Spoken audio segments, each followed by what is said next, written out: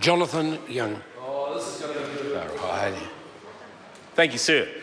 7 years ago, the people of New Zealand made a great decision, and that was to vote in a John Key-led government. National received 45% of public support. 2011, 47%, 2014, 47%, and now on 19th of October, 47%. Nothing has changed. Here we are, we're in government, we're looking after the people in New Zealand, and they are supporting the John Key-led government.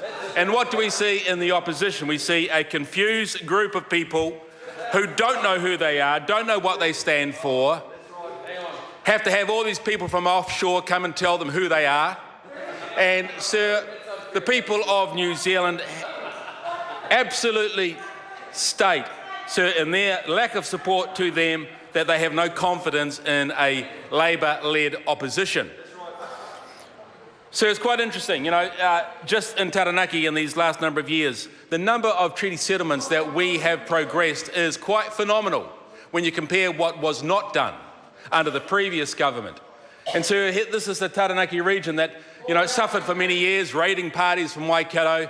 But, sir, what we're experiencing these days is raiding parties from Wellington. We have Andrew Little come up, we have Grant Robertson come up, trying to undermine the great work that the national government have done in our region. Sir, recently there was a headline in the Taranaki Daily News, Labour bigwigs, I'm not sure who they're referring to, visit on regional reach out. And we know that this is work that they're trying to do. Taranaki hosted 2 Labour tours of the province on Thursday as the party continues to reach out to regional New Zealanders. Grant Robertson, Stuart Nash, Damien O'Connor, they all came up. And, sir, they went out to the Contact Energy power station at Stratford.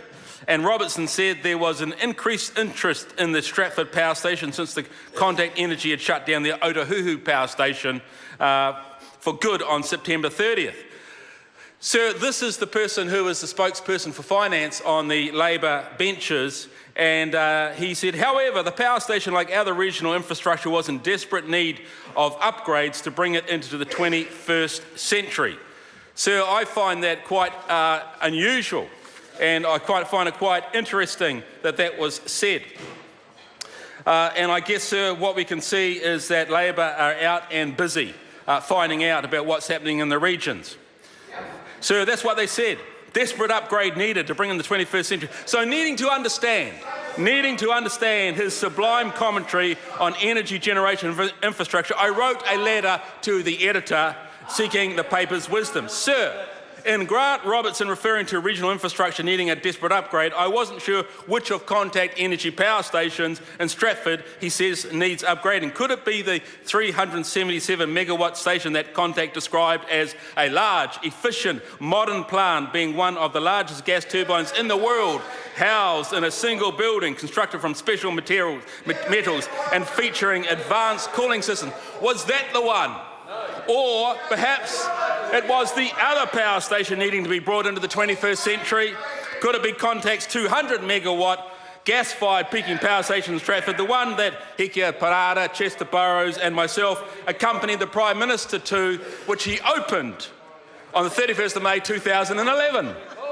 So I'm not sure whether it's the modern one with fantastic 21st century metals or the one the Prime Minister opened in 2011 that Grant Robertson refers to as decrepit infrastructure that he's bringing into the 21st century. Sir, what I don't understand is how can they go to that place and say that stuff, get it quoted in the paper, and people think that they're credible. This is one of the reasons why people do not support the Labour opposition, because there's a lot said without credibility. There's a lot of rhetoric, but, sir, the facts speak for themselves. And the facts are, sir, that this government has for 7 years supported this nation, supported people who have struggled, have supported businesses through the worst economic times in this world, have supported Christchurch and have supported the people of the West Coast, sir, and we have stood strong and we stand strong by the regions of New Zealand. Thank you.